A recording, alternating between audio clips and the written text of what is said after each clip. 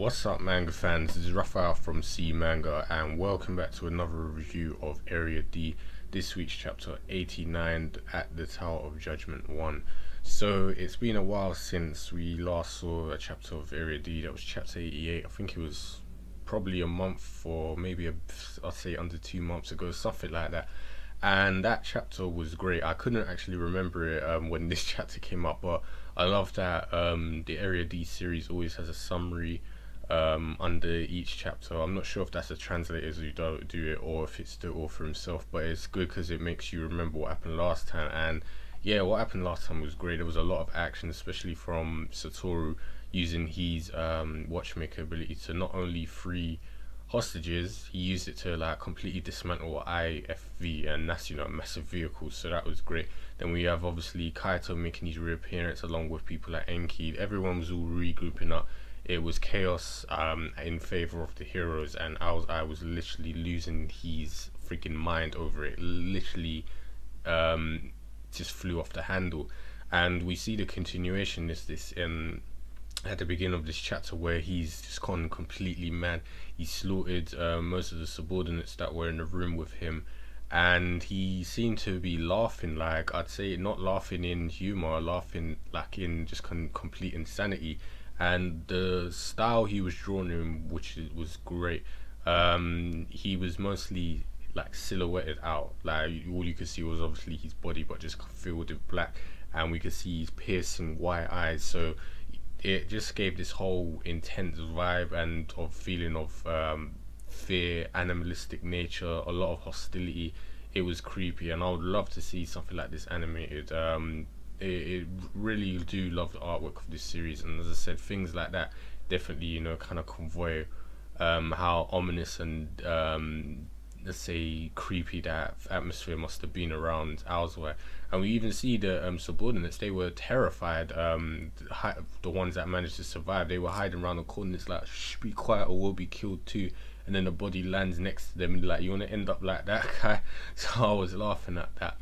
But it's in this chapter, it was at this point we actually get introduced to 3 new alters. At least they're new to me, unless I'm forgetting. But yeah, there was one who I'm assuming was a female. Their name was Lizard, and true to the name, her facial features had sharp, kind of like lizard-like ears, and on top of, like, let's say the corner of her face going along her ears were scales, scale-like texture, and her eyes kind of had, like, you know, the splits in the middle, and she had really sharp teeth. So yeah, definitely resembles her name quite well. And alongside her, she had 2 companions. One was a girl with a gas mask and a gas canister on her back, and I'm assuming a tall man, it could be a tall woman, I could be wrong, was behind them in a diving suit. And apparently, from what the subordinates are going on, these are most likely the elites. And Lizard herself, sorry, was even stating that, oh, the situation's gone crap. All the hostages have been freed. It's like this situation is irreversible. Not even we can do anything. So they must be quite powerful to have that kind of confidence to say, oh, in a more reasonable scenario we could do something, but right now there's nothing we can do because obviously the hostages are gone. So they go and meet Owlseye, and obviously he's still kind of in, you know, his state of craze or insanity, but he seems to regain it when he sees Lizard, and straight away he's like, the situation's gone crap, blah blah blah, but we still go on with the plan. We just need to find a new hostage replacement to have as our bargaining chip. And he says Jin Kazaragi is going to be our new bargaining chip. S-rank prisoners are high priority on Area D. The administrative bureau really have, I'd say, a lot of value in, or for them, like, so I could imagine it's because of them being S-ranks, they're dangerous. So having them under their control is fine, but to lose one of them and have them on the opposing side, that's a no-no. So Owlseye is pretty much betting everything on that, so that the administration bureau can basically come and, you know, in Owlseye's advantage. So, you know, he can be like, we'll give you back the S rank prisoner, but you have to meet our terms and demands. So it's kind of good, but at the same time it seems to me like he's just becoming very desperate and like grasping at whatever he can do, because Jin is on his way there. So he's like, oh, this is the most convenient thing to do. And even, as I said, Lizard and the other two, when they leave, because they were ordered to go and capture Jin alive, they think that his mental state doesn't seem to be right. Switching and going, just completely snapping, killing subordinates in front of soldiers is a no-no, and that's something you shouldn't do. So they relate this to his obsession with Jin. Jin has always been, you know, like a fluke for Owl's Eye, and they should have never got involved with him. And this is when things are elaborated with more, because I'm not sure if this guy's new. His name's Goran. He attacks Lizard at that moment, and he has kind of similar opinions to what they have. And as I said, I'm not sure if he's new, but I've seen I think Zero had similar abilities to him with the whole sharp appendage thing. So maybe he just has similar powers. But yeah, Goran attacks him. He's got these sharp appendages, and he attacks Lizard. Lizard responds by fending him off with her massive lizard arm. It was huge. I'm just wondering, like, can she transform into a massive like lizard creature that's from like maybe like a T-Rex size or something, because it was huge. And apparently that was just Goran saying hello, and it was funny because it's like you made her transform her limb for no reason, and apparently it hurts to retract it to, you know, revert to normal humans limbs. So yeah, I'm definitely looking forward to see the rest of that transformation if we get to see it. But Goran's there on a serious note. He apparently straight away, he's no crapping about Lizard, you need to kill Jin. And he's like, he is a dangerous wild card. We can't have him walking around alive.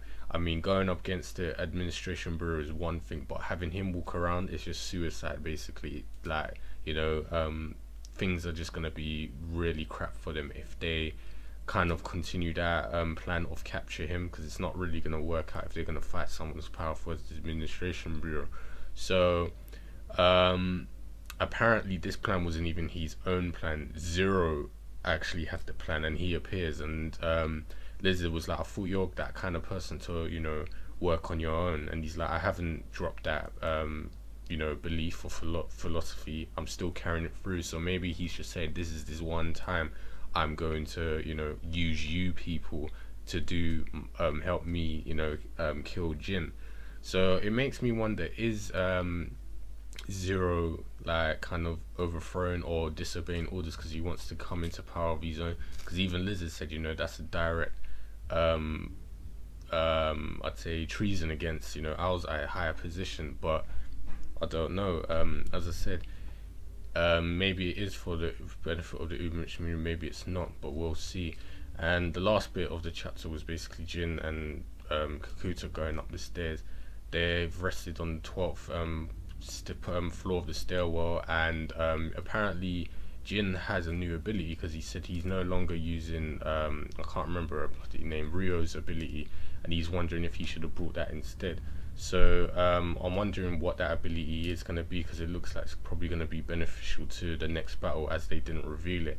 And this is when we see the gas girl appear. She's used mist to cover and apparently warp them to another place away from the stairwell. So I'm wondering if that's actually a proper warping dimension ability, or if it's just an illusion or some sort of mind trick like Asura's power, but we'll see what that is. And all I can assume is that Jin's power is most likely going to be the advantage for them in this battle, because I can't see her doing much for them. I think she's going to be killed off in, you know, as cannon fodder, unless, you know, the rest of the like Zero and them lot join in and fight. So we'll see what happens, but definitely think Kakuta's gonna die. And I'm looking forward to see what Jin's new what ability he's copied to take, you know, into this battle. And as I said, I'm looking forward to see what the rest of those of the guy with the not the submarine, the diving suit's ability is, and the rest of Lizard's ability. And as I said, this is more of a progression chapter, so I can't wait to see what's going to happen next. More battles are on the way, so you guys know the usual. If you got any opinions, leave them in the comment box below, And also, if you're new to the channel, you enjoyed this video, check out our channel for more content, and I'll speak to you guys next time.